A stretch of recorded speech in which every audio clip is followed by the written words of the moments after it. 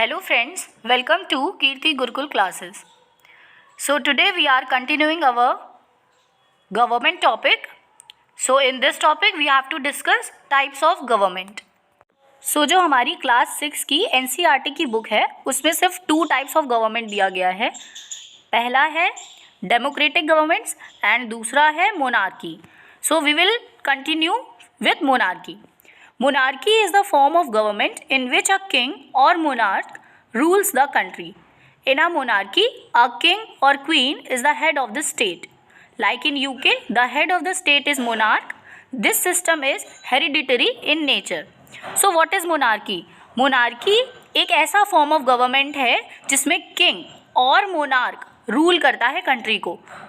हमने सुना होगा कि एंशियंट टाइम्स में मोनार्क होते थे, एक राजा होता था जो पूरी प्रजा को रूल करता था, वो पूरे किंगडम को रूल करता था. सेम उसी को मोनार्की बोलते हैं. ठीक है, तो monarchy is a form of government in which a king और मोनार्क रूल्स द कंट्री. अब मोनार्की में किंग और क्वीन दोनों में से कोई भी हो सकता है, वही हेड ऑफ स्टेट होता है. What is the meaning of head of state? कि जैसे हमारे यहाँ डेमोक्रेसी में president is the head of state, so in monarchy the king or queen is the head of, and this system is prevalent in UK. With UK, many more other countries also has this system monarchy. We will discuss in the next slide, but UK is the most common example of monarchy, and this system is hereditary in nature. What is the meaning of hereditary? Hereditary means कि let's say कि कोई पहले king रहा होगा तो उसका बेटा ही king बनेगा, देन उसका बेटा किंग बनेगा, लाइक दैट. बेटे का बेटा राजा, that is the system of hereditary. So which are the countries having monarchy? कौन सी कंट्रीज़ में मोनार्की अभी भी प्रीवैलेंट है? तो first is Japan, second is UK, then UAE. UAE means United Arab Emirates, then Denmark, Jordan, Morocco, Vatican City. So these are some countries which have monarchy today also. So basically we have to tell you that monarchy is not the absolute monarchy. Means absolute monarchy का मतलब होता है कि सिर्फ king है और वही है जो सबको रूल करेगा और उसके अलावा कोई रूल्स एंड रेगुलेशंस नहीं है, जो किंग ने बोल दिया वही रूल है. But in today's perspective this is not true. monarchy is not absolute. In today's perspective monarchy is constitutional monarchy. Okay, so moving on, we have democracy. What is democracy and what are democratic governments? So democracy is prevalent in India. India में democracy है. So India is a democracy. This achievement is the result of a long and eventful struggle of the Indian people. So ये जो achievement मिला है कि India में democracy क्या पहले से ही थी, हिस्ट्री में भी थी? नो. सो ये कैसे आई, डेमोक्रेसी कैसे आई? तो ये एक अचीवमेंट है क्योंकि इंडियन पीपल ने हिस्ट्री में we have seen that many of the people, many of the freedom fighters have fought for the democracy. There are other places in the world where people also have struggle to have democracies. So इस line में बताया है कि other places world की बहुत सारी other countries भी हैं जिसमें डेमोक्रेसी के लिए फ़ाइट किया है लोगों ने.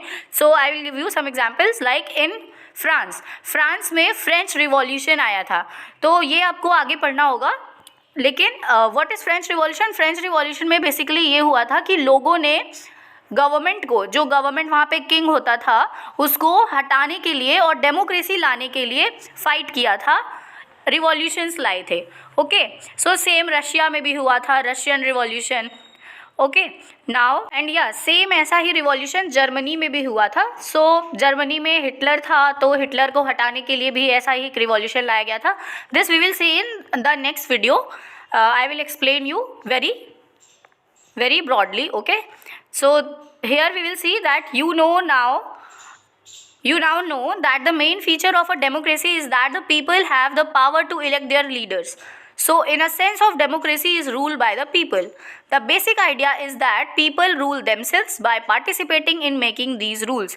तो basic feature of democracy क्या है? basic feature है democracy का कि यहाँ पे जो लोग होते हैं वही रूल करते हैं. अब लोग कैसे रूल करेंगे? क्या लोग वहाँ पे प्राइम मिनिस्टर बन जाएंगे या प्रेसिडेंट बन जाएंगे? नहीं. लेकिन होता ये है कि लोग जो होते हैं ना वो इलेक्शंस जो होते हैं ना उसमें वोटिंग करते हैं. So basic feature of democracy is people can vote. To whom people can vote? People can vote their representative who they wants to make a leader or prime minister. Sorry for the bad throat. Okay, moving on. So democracy में क्या होता है कि people vote करते हैं, तो directly नहीं, indirectly people एक तरीके से पार्टिसिपेट करते हैं in democratic government. Okay, so in the sense of democracy is ruled by the people, and we have known the very basic definition of democracy, that democracy is the government for the people, of the people and by the people. So what is the meaning of this? This means that जो democracy है वो लोगों के लिए है, लोगों के द्वारा बनाई गई है, and of the people, लोगों की ही है. Okay, so basic idea is that people rule themselves by participating in making these rules. तो people ही rule करते हैं खुद पे by participating in making these rules. क्या करते हैं वो? participate करते हैं इस rule making process में. and ये rule making process में वो कैसे participate करते हैं? by taking part in elections. Okay, so now moving on.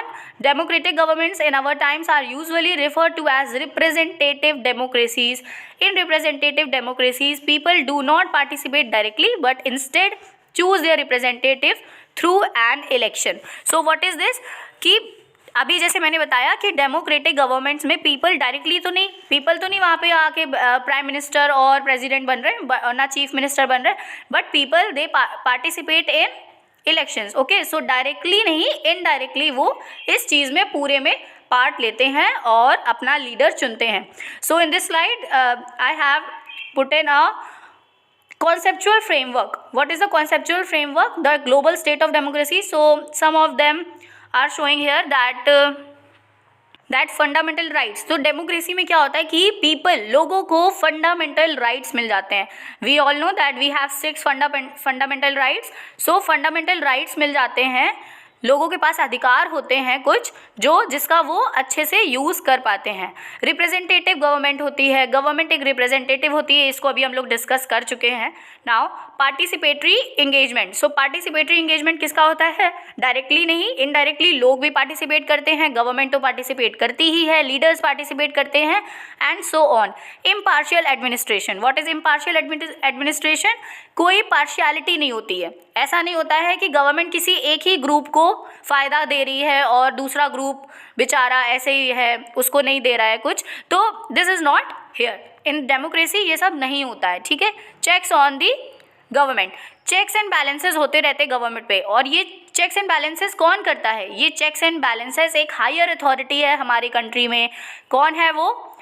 Last video में हम लोगों ने डिस्कस किया था. Who is the higher authority?